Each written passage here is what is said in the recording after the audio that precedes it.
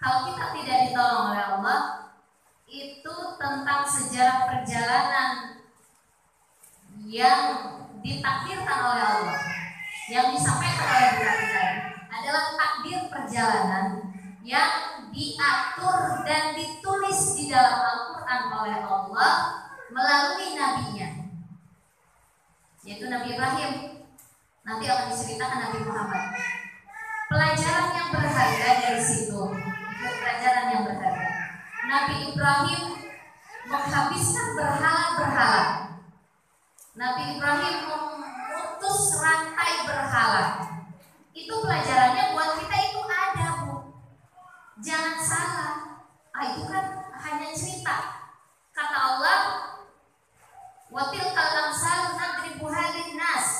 Begitulah aku ceritakan, aku contohkan pemisalan-pemisalan di dalam Al-Quran. Itu adalah buat pelajaran buat kalian. Pelajarannya apa? Sekarang kan kita nggak dipotong lagi leher anak kita. Kemudian kita tidak butuh harus memotong berhala. Ibu, pelajaran yang pertama adalah kenapa berhala itu harus diputus. Berhala itu ada di dalam diri kita. Ada di dalam diri kita. Itu yang harus diputus. Apa itu? Kita suka mengagungkan sesuatu. Kita suka menyembah sesuatu. Kita suka takut dengan sesuatu itu. Padahal yang harus kita sembah, yang harus kita agungkan, yang harus kita takutkan adalah Allah Subhanahu wa Ta'ala. Tapi kita masih lebih suka, lebih menyembah pekerjaan kita. Kita lebih utamain pekerjaan kita daripada kita ibadah kepada Allah, daripada keyakinan kita kepada Allah.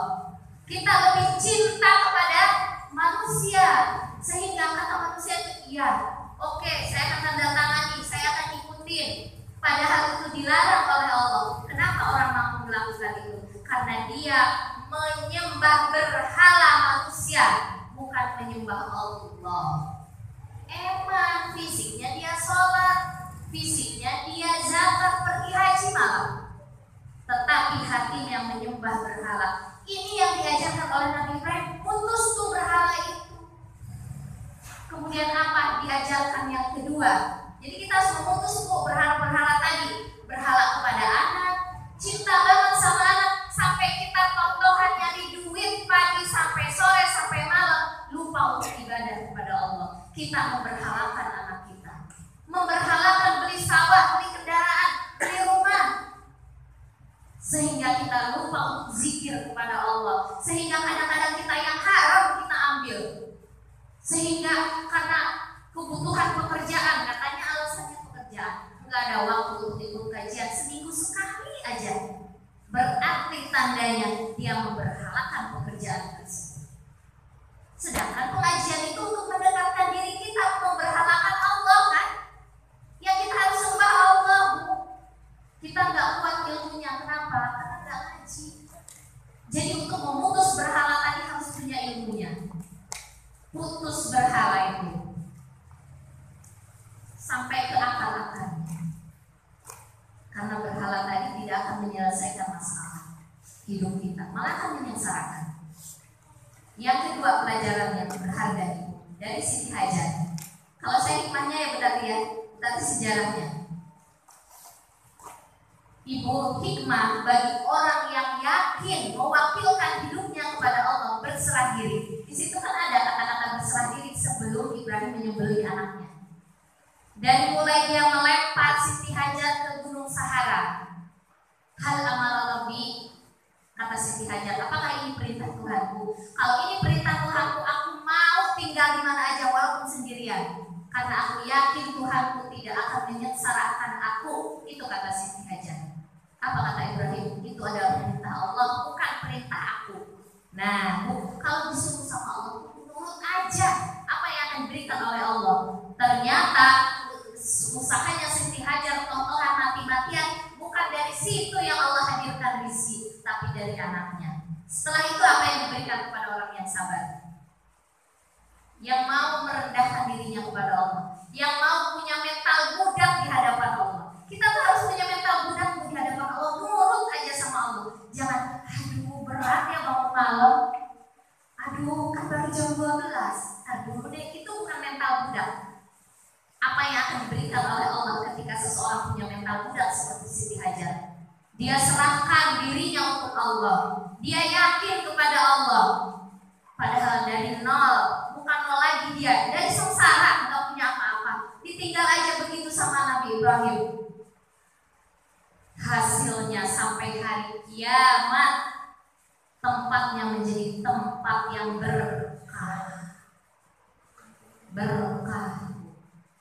Semua datang dengan berjalan kaki, dengan berkendaraan, pakai onta, pakai pesawat dan sebagainya. Itu hasil dari mana? Dari keberkahan orang yang menyerahkan diri sepenuhnya kepada Allah Subhanahu wa Ta'ala. Siti Hajar menyerahkan dirinya, ya Allah saya yakin, saya percaya, saya nurut ya Allah. Itu Siti Hajar. Yang kedua, ketika Allah nyuruh Nabi Ibrahim menyembelih Ismail, kata Ibrahim, saya rela ya Allah, saya berserah diri, saya nurut ya Allah. Ibu, kalau orang yang nurut itu hasilnya kemudian Mekah menjadi negeri yang subur, yang aman, yang tadinya orang nggak mau ngelirik sama sekali. Betulan dalam sejarah kita ya betul. Kenapa sekarang dilirik? Kenapa sekarang pengen dikuasai? Karena di situ semua ada, hidup makmur, senang, sejahtera. Hasil dari apa? Hasil dari apa? Perjuangan, berserah diri kepada Allah. Ibu, kalau ingin setelah kita meninggal nanti anak kita barokah, anak kita sukses, anak kita soleh-solehah, masuk surga dan mengajak kita ikut ke dalam surga, jadilah orang-orang yang bermental seperti Siti Hajar dan Ibrahim. Sampai di dalam sholat diabadikan oleh Allah ini Nabi Muhammad dan Ibrahim. Masya Allah. Itu pelajarannya ya.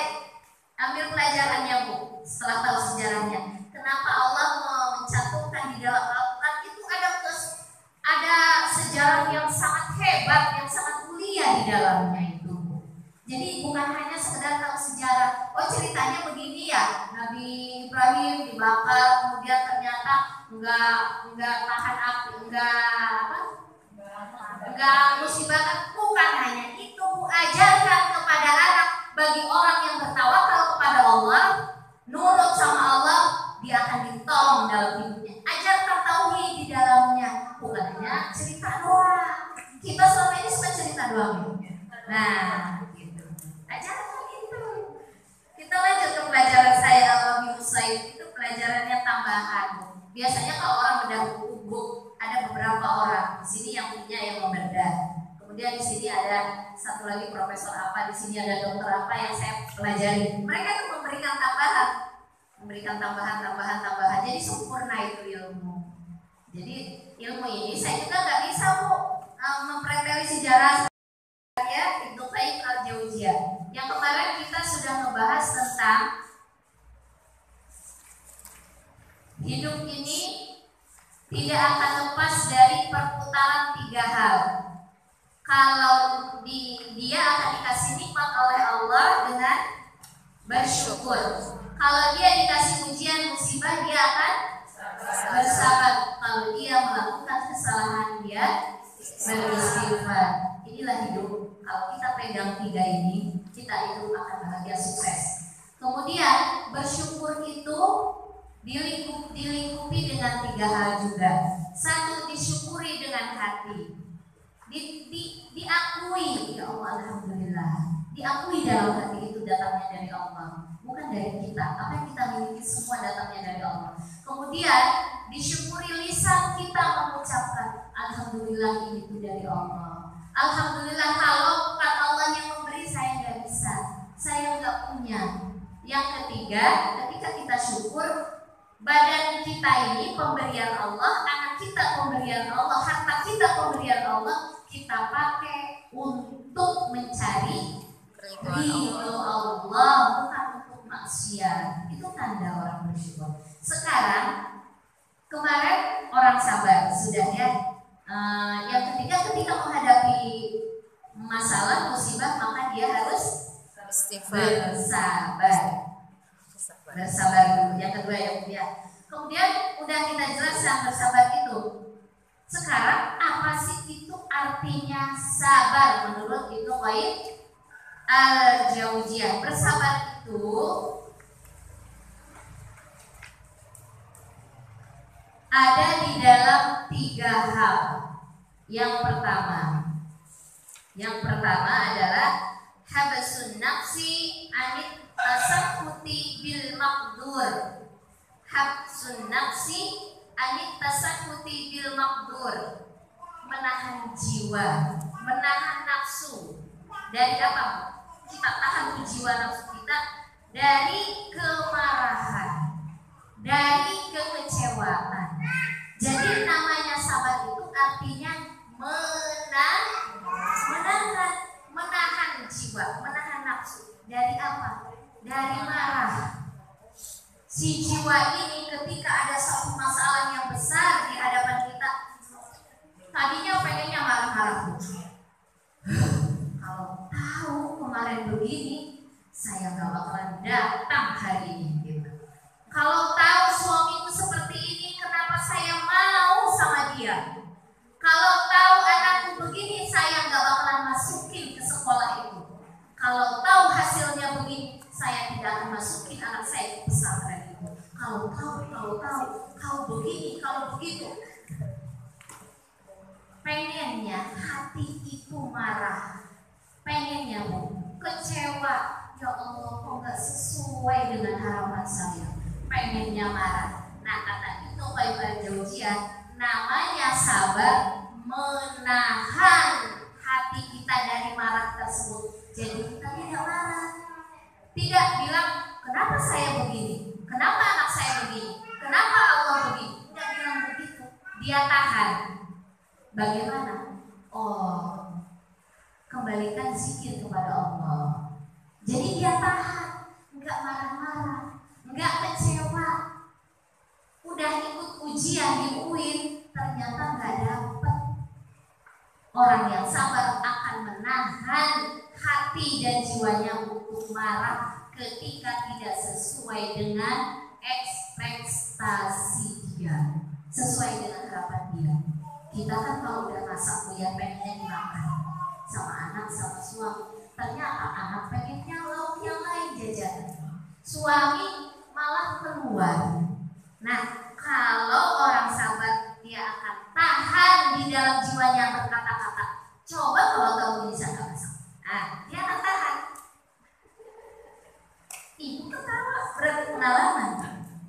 Nah, jadi emang namanya sabar itu artinya menahan, jangan diajak untuk marah, jangan diajak untuk kecewa, jangan diajak untuk melakukan hal-hal yang dilarang oleh Allah. Kita tahan.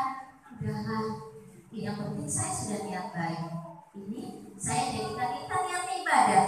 Kalau emang gak dimakan ya gak apa-apa. Saya kan udah usaha masukin anak sekolah ini ke pesantren ini. Kalau emang seperti itu, ya sudah gitu ya. Ditahan gitu Bu, ditahan hati ini. Makanya di dalam Quran surah Yusuf itu dikatakan wa ma ubarri'un nafsi, dan tidaklah Nabi Yusuf itu membenarkan tentang hawa nafsunya dia. Jadi dia mengelak. Wa ma ubarri'un nafsi inna nafsa la'ammaratun bisu, kata Nabi Yusuf. Sesungguhnya nafsu itu yang ada di dalam hati yang kita suka berkata-kata itu akan selalu mengarahkan seseorang untuk berbuat jahat, berbuat salah, berbuat yang onar. Kenapa? Ceritanya Nabi Yusuf itu diajak masuk kamar sama Siti Julaiha, ditutuplah pintunya itu ada 5 tahapan pintu kamar yang harus dikunci supaya nggak kedengaran mau jerit-jerit jengkang-jengking kayak apa juga. Satu pintu kamar dengan pintu kamar yang lain itu jauh jaraknya. Masya Allah, itu lihat di YouTube, saya pernah lihat filmnya. Apa yang terjadi? Kata Nabi Yusuf, aku tidak membenarkan, tidak mengikuti nafsuku. Kenapa? Kalau ikut nafsu, Nabi Yusuf tuh seneng Bu, seneng banget. Kata Nabi Yusuf, aku tuh seneng, katanya gitu. Artinya, kalau secara vulgarnya ya, saya memang mau buka pikiran ibu aja. Oh, nafsu itu begitu. Ibu nafsu itu ngajaknya yang seneng senang buat fisik kita, buat badan kita. Ibu daripada datang ke pengajian, enakan duduk-duduk di depan TV, jalan-jalan ke mall, apalagi kalau baru dikasih uang sama suami 2 juta, ini deh dapat bonus. Senangnya enggak ke mall apa ngaji? Ke mall. Itu nafsu, tapi kata Nabi Yusuf apa? Wala ubariku nafsi, aku tidak mengikuti, aku tidak membenarkan nafsuku, aku tolak gitu. Padahal dia senang nafsunya mau.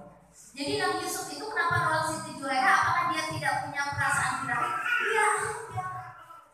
Makanya dia bilang aku tidak mengikuti nafsuku. Artinya apa? Ada perasaan nafsu di dalam hatinya, tapi dia tahan. Inna nafsa, kenapa dia tahan? Inna nafsa la'ammaratu bisu. Karena sesungguhnya kalau kita ngikuti hawa nafsu tadi, dia akan merusak diri kita. Mungkin awal-awalnya belum senang-senang bahagia, lihat dia akan merusak diri kita. Dan itu nafsu itu lebih jahat daripada setan yang menjerumuskan kita ke dalam neraka. Itu nafsu lebih jahat. Wa ubariku nafsi. Quran surah Yusuf ayat 53. Suka sering dengarkan yang mulia.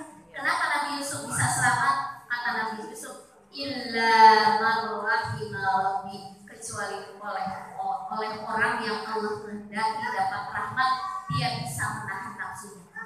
Oh, jadi kesimpulannya kita bisa nahan nafsu marah-marah, nafsu teriak-teriak, nafsu kecewa, yang menolong adalah Allah.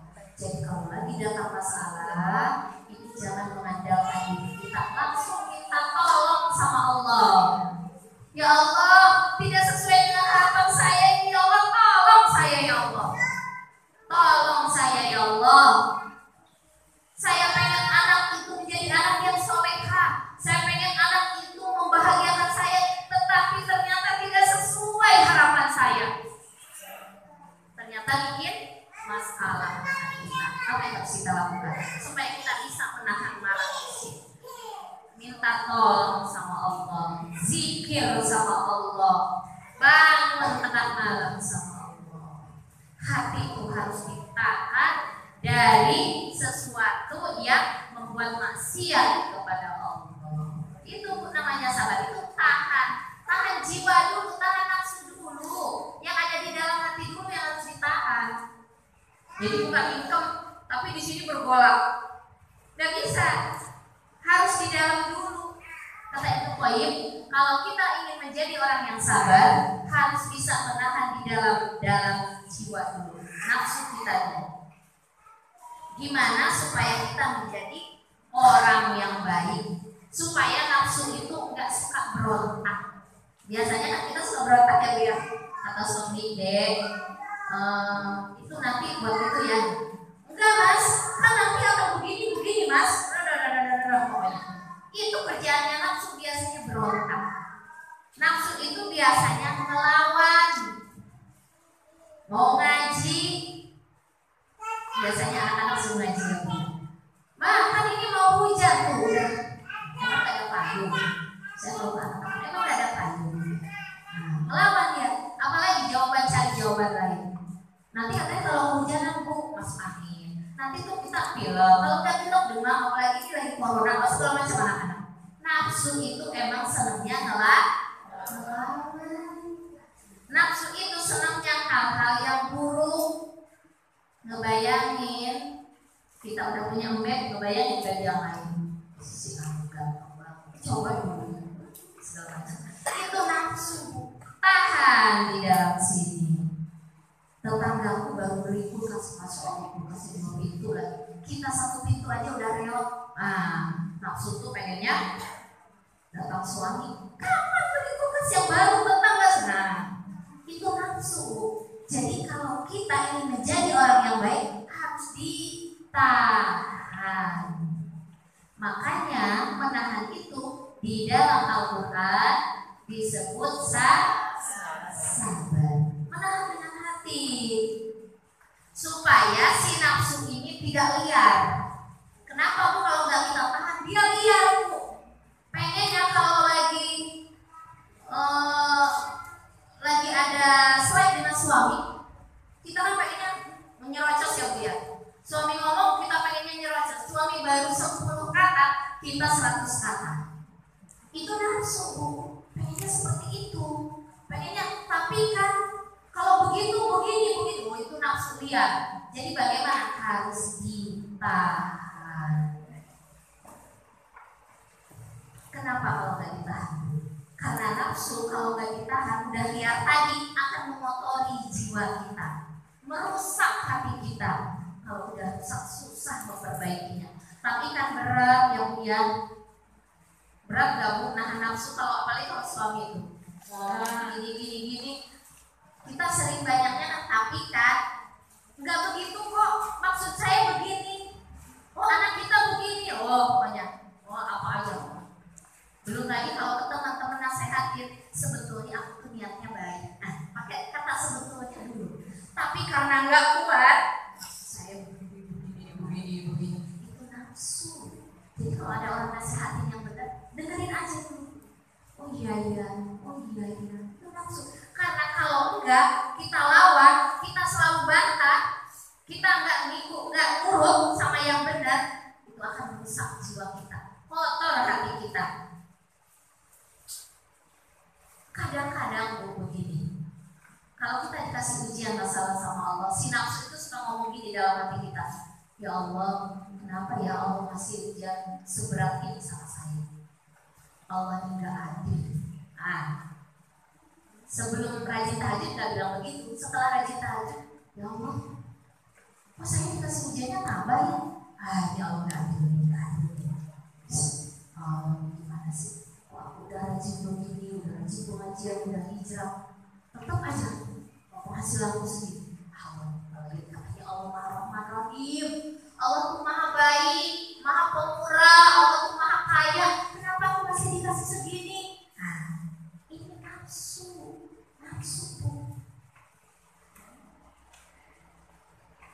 Suka nggak Bu ada pikiran-pikiran seperti itu? Kenapa ya Allah? Nafsu. Jangan suka diikuti. Kembalikan lagi kepada Allah, zikir kepada Allah. Itu akan merusak batin kita. Kadang-kadang Bu di dalam keluarga kita suka mengikuti nafsu kita. Kenapa ya orang tuaku punya anak 7 contohnya? Kenapa ya aku suka dibedakan? Nah, itu nafsu Bu. Walaupun orang melihatnya kenyataannya emang dibedakan, tapi jangan ikuti nafsu. Ini akan merusak batin kita. Kenapa ya orang tuaku membedakan aku? Dia dikasih sekian, aku dikasih sekian. Kenapa ya saudaraku begitu? Itu nafsu. Kenapa ya saudaraku begitu? Nafsu. Kadang-kadang dia juga berpikiran begini, kenapa ya suamiku di depan orang tua aku baik, di belakang begini, nggak sesuai sama. Atau mertuanya kok begitu sama suamiku, sama anak yang satu mah beda. Itu nafsu. Jangan suka diikuti perasaan seperti itu. Ini akan merusak jiwa kita. Kita yakin sama Allah Bu. Allah itu adil, Allah Maha melihat, Allah Maha mendengar. Orang tuaku begitu, ada Allah. Suamiku kok begini ya, ada Allah. Kembalikan kepada Allah, itu hidup tenang. Hati kita gak bakalan kotor, gak bakalan rusak. Kalau pandangannya selalu Allah. Makanya benar di dalam Al-Quran, Quran surat Al-Baqarah ayat 155-156.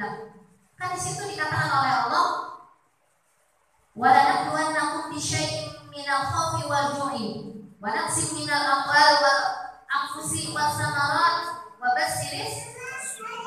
Berilah kabar gembira kepada orang yang sabar. Orang yang sabar itu bakal beruntung. Orang yang sabar itu yang menahan hawa nafsu dalam jiwanya tadi. Dia tahan, dia nggak selalu protes, nggak selalu melawan, nggak selalu bilang kenapa ya Allah pelit, kenapa ya Allah nggak, kenapa ya Allah begini. Dia nggak bilang begitu. Maka kata Allah, wabassiris, beri kabar gembira. Kabar gembiranya apa Bu? Hidup kita ini, hati kita akan bersih, hati kita akan tenang, hati kita akan suci penuh dengan cahaya Allah. Sehingga ketika ada sesuatu masalah, Allah akan hadirkan ke dalam hati kita bagaimana menyelesaikan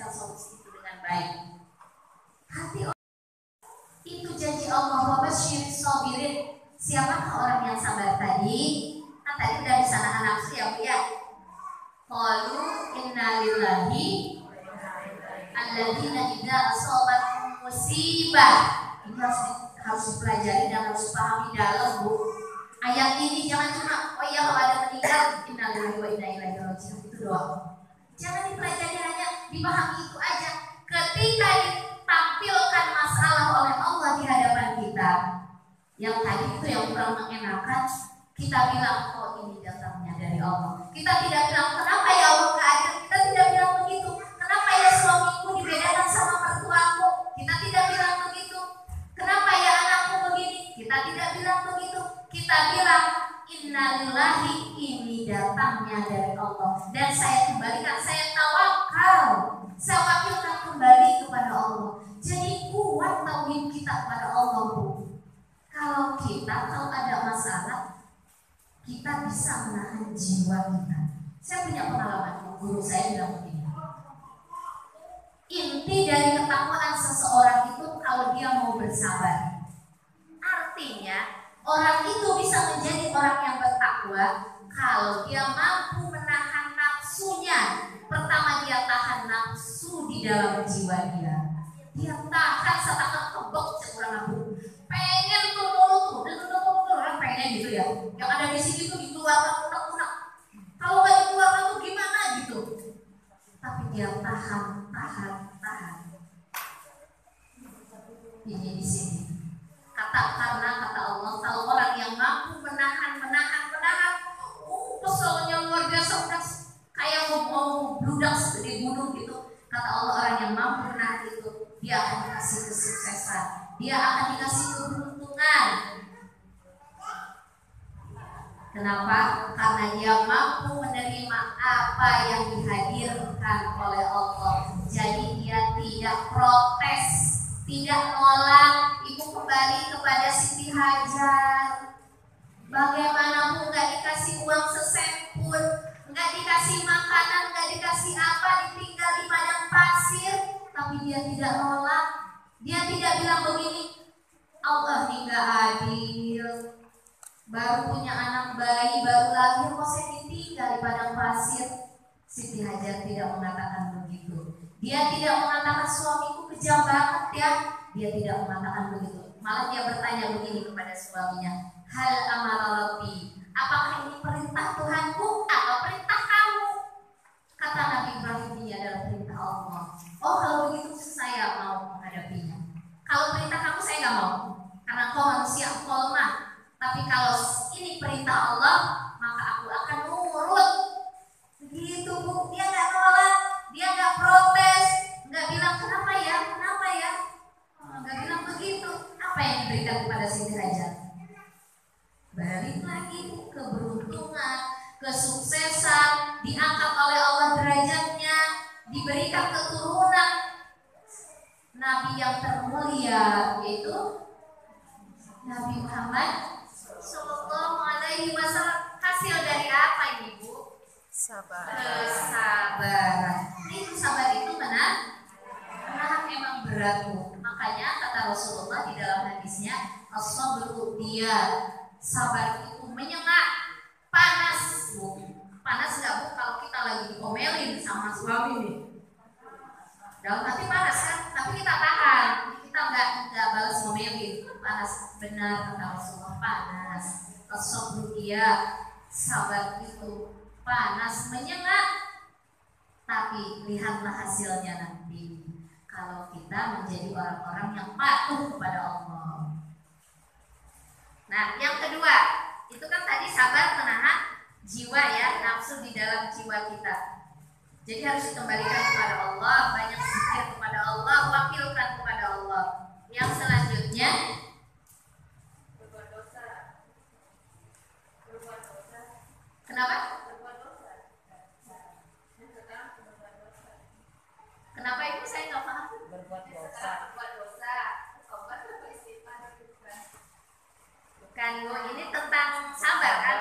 Sabar itu artinya yang ada tiga Bu. Sabar itu pemahamannya. Yang pertama tadi menahan nafsu di dalam, menahan di dalam jiwa.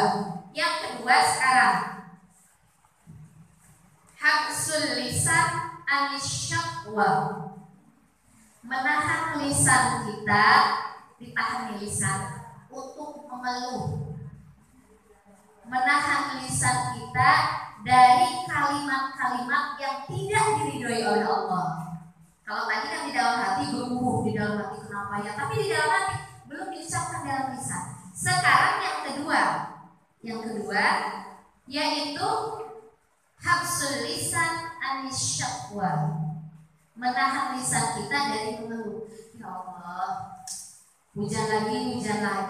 Nah, itu belum, hujan itu rizki rahmat. Tapi kadang banyak orang yang tidak memahami ya.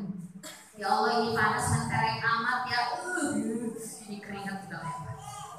Kita ngeluh. Dikasih hujan ngeluh, dikasih panas ngeluh. Maunya apa sih? Gak jelas ya. Nah itu kadang-kadang begitu. Ditahan lisan ini hujan Tuhan. Alhamdulillah. Ini Allah yang menakdirkan, kan begitu harusnya. Panas tiba-tiba, alhamdulillah. Kalau nggak ada panas ini, virus corona ini nggak mati. Mati nih virus corona. Kemudian kita kena paparan sinar matahari, kuman-kuman yang ada di dalam tubuh kita nempel di badan kita, di baju kita, mati semua. Banyak manfaatnya yang Allah hadirkan.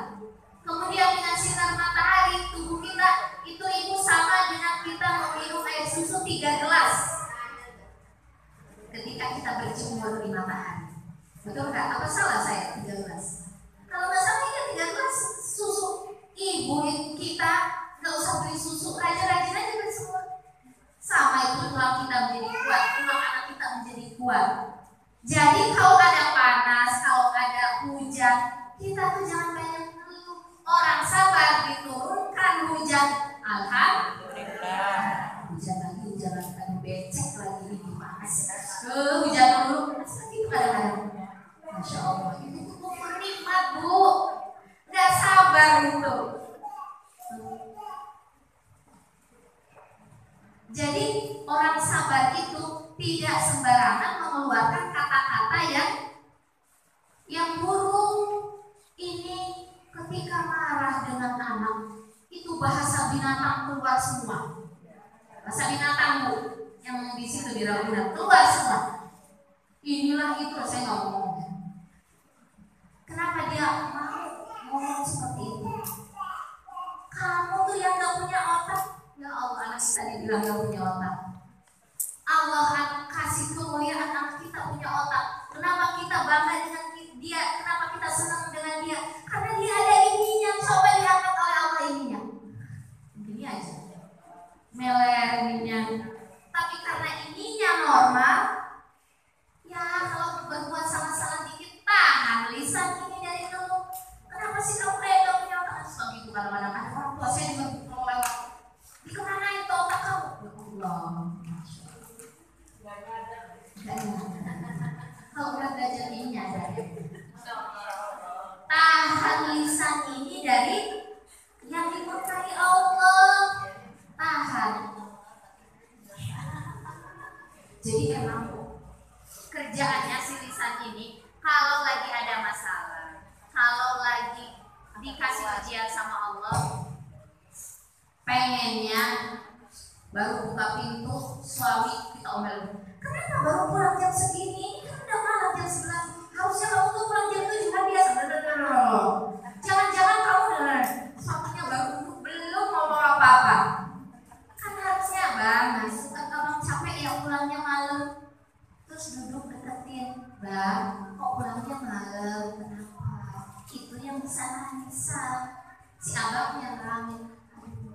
Ada truk bisa ngerantek jadi macet yang luar biasa. Ini kita dia pas udah dekat rasa bersatu. Nah itu, jadi namanya orang sabar itu bu, mampu menahan lisan ini dari kata-kata yang maksiat, yang tidak disukai oleh Allah. Kadang-kadang kita suka gitu ya. Saya ini bu, saya sendiri kadang-kadang suka dengan anak saya, dengan suami saya. Astagfirullahaladzim. Ini kalau berbicara dengan diri kita sendiri, astagfirullahaladzim. Saya malu sama Allah sebetulnya menyampaikan ini. Tapi ini tuh artinya kita belajar bareng-bareng untuk memperbaiki diri kita. Jadi lisan ini harus dijaga. Ciri orang sabar mampu menjaga lisan dari kata-kata yang dari gemerlap hati yang di dalam ini dikeluarkan, ditumpahkan. Bu, Ustazah, kalau saya tidak menumpahkan kata-kata, saya tidak ngadu ke teman, itu di sini bergolak bergemuruh. Saya tanya, memang kalau udah curhat dengan teman, kalau udah curhat dengan siapa itu gitulah ya Bu ya, emang plong sih Bu waktu itu. Pulang ke rumah, der-der lagi, berantem lagi sama suami. Padahal saya udah curhat tadi sama teman. Sekarang pertanyaannya, emang Allah ngajarinnya seperti itu? Allah ngajarinnya apa? Kan suruh tahan lisan, jangan dikeluarkan semua. Kalaupun mau mengeluarkan, keluarkan di tempat yang pas, sehingga apa yang kita keluarkan justru itu akan membimbing kita lebih dekat kepada Allah. Begitu. Jangan ada masalah buru-buru pegang HP. Cin, temannya itu dipanggilnya Cin atau Sis gitu ya. Aku tuh lagi ada masalah dengan suamiku. Panjang lebar.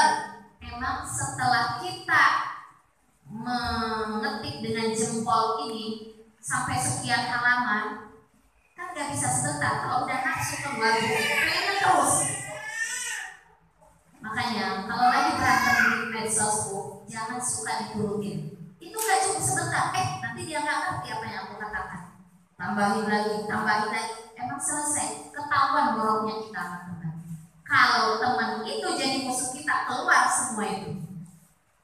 Tapi kita hadapkan masalah itu harusnya kepada qalu inna lillahi wa inna ilaihi raji'un. Ini kita suka bilang begini sih, kalau belum keluar itu belum plong. Itu tuh plong itu hanya sebentar, hanya sementara. Setelah itu emang hilang masalah itu? Nggak hilang. Saya udah buktikan diri saya ketika saya pernah mengalami itu, kemudian nggak hilang tuh. Apa yang membuat kita hilang? Bangun tengah malam. Kalau kita punya masalah dengan suami, bangun tengah malam, minta sama Allah apa yang terjadi dengan suami kita, minta sama Allah apa yang kita inginkan. Kenapa? Karena yang memegang hati suami kita itu ada di tengah-tengah jari-jari jemarinya Allah Subhanahu wa taala. Qalbul mu'min baina asabi'ir rahman. Hati orang mukmin, anak kita kan mukmin, suami kita mukmin, tetangga kita mukmin, sekolah kita guru-gurunya orang mukmin, itu tuh ada di jari jemarinya Allah. Jadi kalau lagi ada masalah, minta sama yang punya hati itu. Maka kita berdoa sebelum salat, Allahumma ya muqallibal qulub, tsabbit qalbi ala dinika wa ala ta'atik.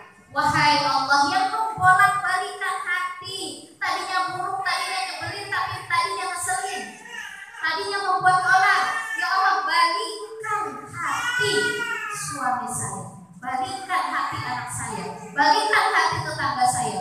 Yang qalbal qulub, tsabbit qalbi ala dinika wa ala ta'atik. Kembalikan kepada Allah, jangan suka kesana kesini, banyak-banyak aja sujud kepada Allah. Jangan tinggalkan itu sholat malam, karena disitulah tempat sujud yang terbaik. Kenapa di tengah malam? Karena disitu tempat kita paling khusyuk kepada Allah. Kalau siang ribut kita ngurusin anak, ngurusin kerjaan, ngurus segala macam. Tapi kalau malam benar-benar khusyuk, kita nggak diganggu sama yang lain. Kita menumpahkan di bukan tempatnya. Memang tadi kan sebetulnya hanya fata morgana aja, plong itu hanya sebentar. Kenapa? Kata ulama namanya Ibnu Aun. Saya pernah menjelaskan tentang mengingat makhluk adalah sumber penyakit. Mengingat Allah sumber ketenangan. Sumber obat. Kalau kita punya masalah, ngadunya ke manusia, ingat kejelekan, keburukan manusia, kemudian kita utarakan, kita lawan, kita tidak menahan dengan lisan kita, itu artinya berarti kita mengingat-ingat manusia. Itu nggak bakalan membuat kita senang, bahagia. Jadi kalau lagi ada masalah, tahan lisan, ingat Allah. Ya Allah, Kau Maha Adil. Ya Allah, Kau Maha mudah bagi Kau untuk merubah ini semua. Sebentar lagi insya Allah Allah akan mudahkan, masalah ini akan hilang. Tahan aja lisan dari ngomong yang kasar sama anak. Kadang-kadang kita gimana sih kamu? Kadang kita suka mungkin kamu ini udah dididik sama mama sekian tahun, udah dibiayain sama mama sekian tahun. Kadang-kadang hati itu pengennya begitu, Bu. Ini mah kejadian sehari-hari aja ya.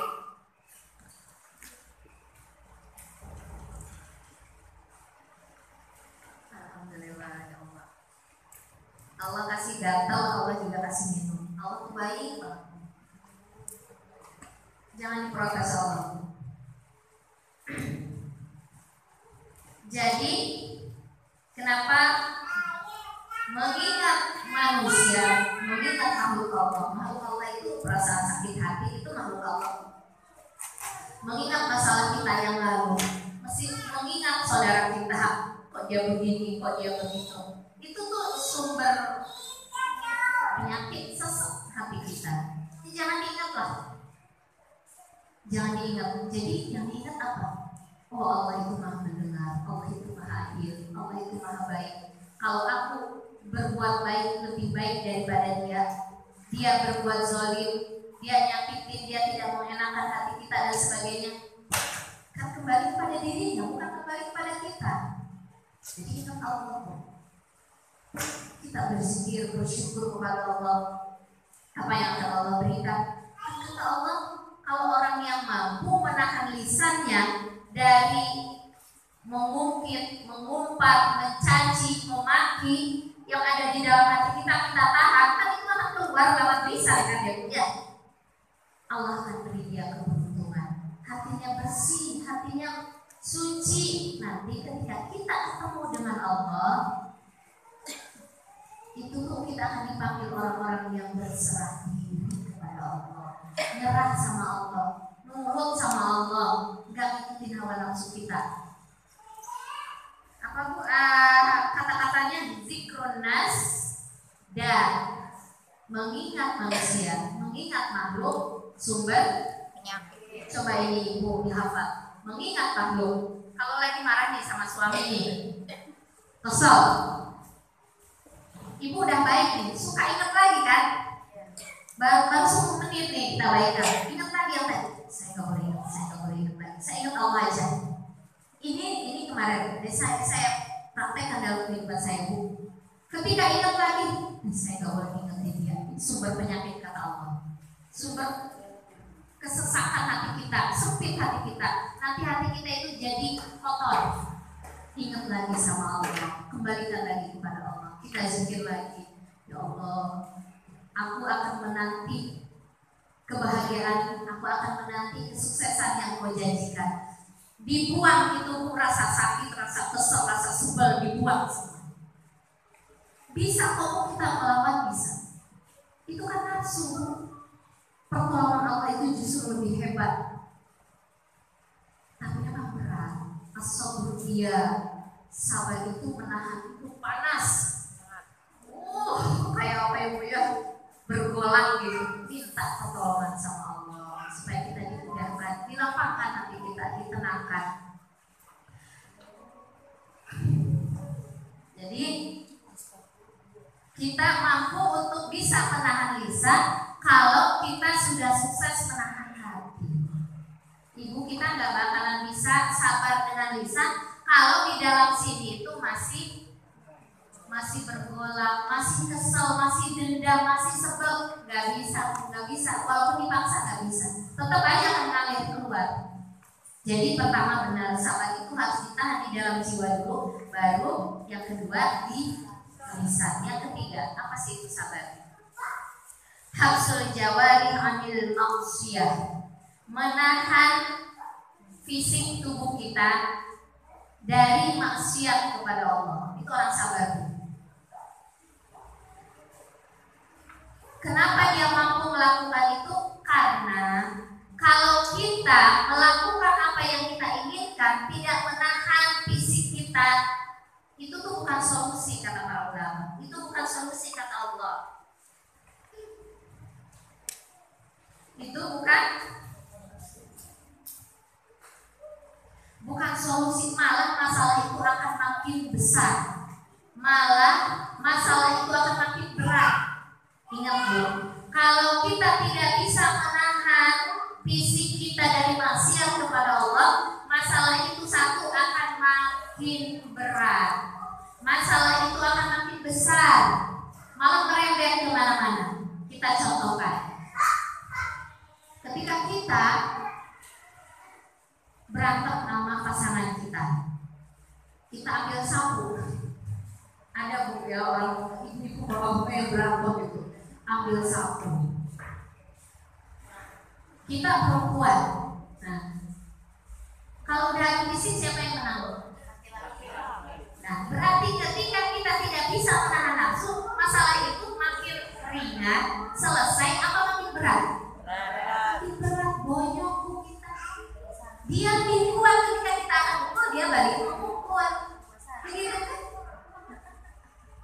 Jadi tahan. Ketika kita tidak bisa menahan amarah kita kepada anak kita cubit. Yang lebih parah lagi kita pukul dia. Pukul, ambil sapu, jebret, ambil panci jadi selesai nggak masalah. Malah ini akan menimbulkan efek psikologis. Menurut para ahli psikolog, akan menimbulkan efek psikologis yang berkepanjangan bertahun-tahun. Ibu saya pernah memukul anak saya dulu. Saya sering memukul anak saya ketika dia nggak mau sholat apa-apa. Ternyata proses pendidikannya bukan seperti itu. Itu anak sampai sekarang ingat Bu. Dulu suka mukul mama. Oh gini-gini, padahal kita baik, tapi di mata mereka kita bukan baik. Ternyata emang benar Bu. Jadi kalau kita menghadapi sesuatu jangan pakai badan. Jangan suka melampiaskan dengan badan kita untuk maksiat kepada Allah. Kita contohkan tadi anak kita, faktor psikologisnya akan lama itu. Ketika kita tidak bisa menahan memukul mereka, mencubit mereka, menyiksa mereka. Jadi harus kembalikan kepada Allah. Jadi kalau punya masalah dengan suami, sujud sama Allah. Punya masalah dengan anak, sujud sama Allah. Lakukan sholat 5 waktu tepat waktu. Hidup yang lurus.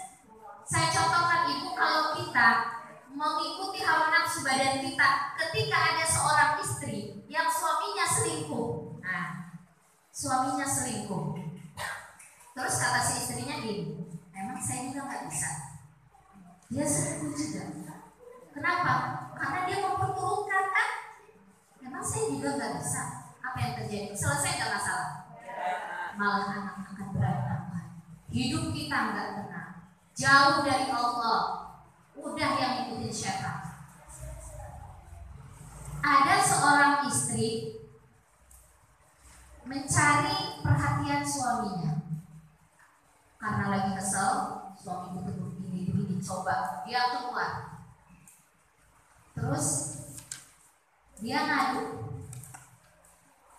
kenapa kamu pulang malam? Saya tuh lagi cari perhatian suami saya, Ustazah, katanya. Makanya saya pulangnya telat. Kamu pulang malam? Enggak, saya pulang pagi. Kemana kamu? Ke rumah temen. Dicari gak sama suami? Kagak. Beres gak masalah? Tambah parah, tambah kesel, tambah sebel, tambah sesek. Kenapa? Dia mengharap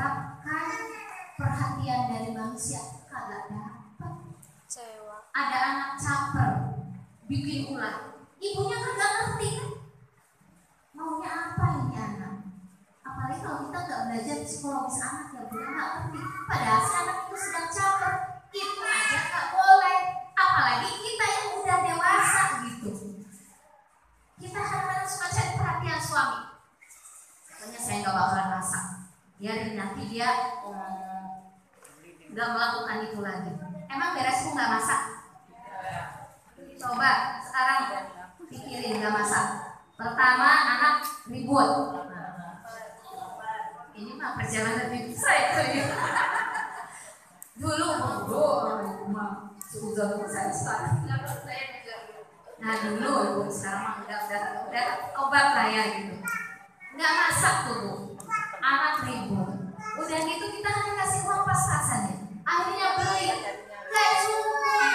Akhirnya uang masak buat besok gara-gara apa? Caper mencari perhatian suami, dikiranya suami itu mau tambah sayang gitu, mau ngasih uang tambahan, kagak. Malah kita diomelin anak, diomelin suami. Besok ketika udah baikan, ya duit kurang. Kenapa? Karena kemarin nggak nyelesain masalah tuh kalau ngikutin hawa nafsu. Benar nggak Bu? Mau begitu terus? Insya Allah enggak ya Bu ya. Ini parenting nih Bu. Parenting bayar 1 juta saya dulu. Sekarang Ibu gratis. Saya gabungkan dengan yang kita tentang sabar ini. Jadi kalau orang sabar itu harus bisa menahan fisiknya dari maksiat kepada Allah. Ini Bu ada ceritanya. Ada seseorang yang udah hijrah nih. Setelah hijrah ternyata tidak sesuai keinginan dia. Kata dia, kok aku udah hijrah masalah ada terus, aku begini begitu.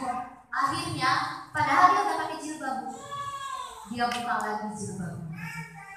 Dia biasa duduk lagi, dia biasa ke klub malam lagi.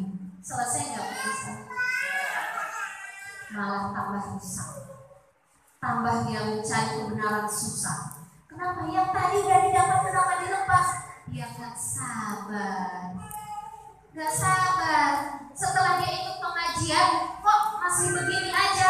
Lepas, malah tambah aut-autan Bu, malah tambah jauh dari Allah, malah tambah kotor hatinya. Karena nggak sabar. Makanya yang diajarkan oleh Allah, yang tadi itu kalau lagi ada masalah, jangan ikuti, jangan turuti itu badan kita. Apalagi kita kalau ke anaknya Bu ya. Ini ada pengalaman Bu, ada seorang ibu punya anak, kemudian anaknya itu suka dicubit, pernah dipukul kata dia. Kemudian umurnya nggak lama Bu, kata dia, Masya Allah, nyeselnya mungkin sampai mati saya nggak bakalan apa namanya? Keingat terus Bu. Kadang-kadang kita dalam perjalanan pendidikan anak kita bukan dengan ilmu, tapi ngikutin orang tua kita.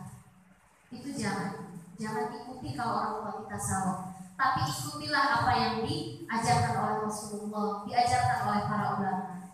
Jadi harus bisa menahan fisik kita dan ketika kita marah. Minta doa saja sama Allah kalau anak kita bermasalah, bangun di tengah malam, banyak baca Quran, banyak zikir. Jadi kalau orang masih mau melakukan maksiat itu tadi, berarti orang ini gak sabar. Sedangkan Allah tidak akan memberikan kabar gembira bagi orang-orang yang gak sabar. Tidak akan Allah kasih berita wabasyiris sabirin Bu. Aku tidak akan membuat orang itu hidupnya senang, tenang, bahagia. Kan Allah inna nasra ma'as sabri, kata Allah, kata Rasul. Allah itu akan membimbing kita. Allah itu akan membuat sukses hidup kita. Tapi Allah itu pengennya orang itu sabar gitu. Gak memperturunkan apa diturutin. Apa yang lagi keselnya, lagi sebelnya, pengennya mukul, pengennya ngambil rontak, pengennya kalau lagi kesel sama suami uang yang ada tuh dihabisin pergi ke mall. Besoknya banyak. Pengennya begitu ya Bu ya, kalau lagi kesel aku habisin nih. Yang dia kasih, apalagi kalau yang diduakan tuh Bu. Awal-awal tuh biasanya kayak ayam yang kehilangan anak tuh. Dia dandan habis-habisan, dia beli peralatan yang mewah karena ingin menyaingi pasangan yang satu lagi. Ini nih, kalau orang yang diduakan oleh suami pas banget belajar ini. dia harus pandai menahan. Karena apa? Karena kalau dia menahan, dia sabar, Allah yang akan menolong dia. Mudah-mudahan di sini nggak ada yang diluapkan. Kalau ada apa calon, kita nggak tahu kan takdir Allah, Bu. Kan tadi itu kadang-kadang sesuai yang ditakutkan oleh kita terjadi, kan kadang-kadang begitu ya. Ibu belajar ilmu ini, insya Allah kita tidak akan rusak hidup kita.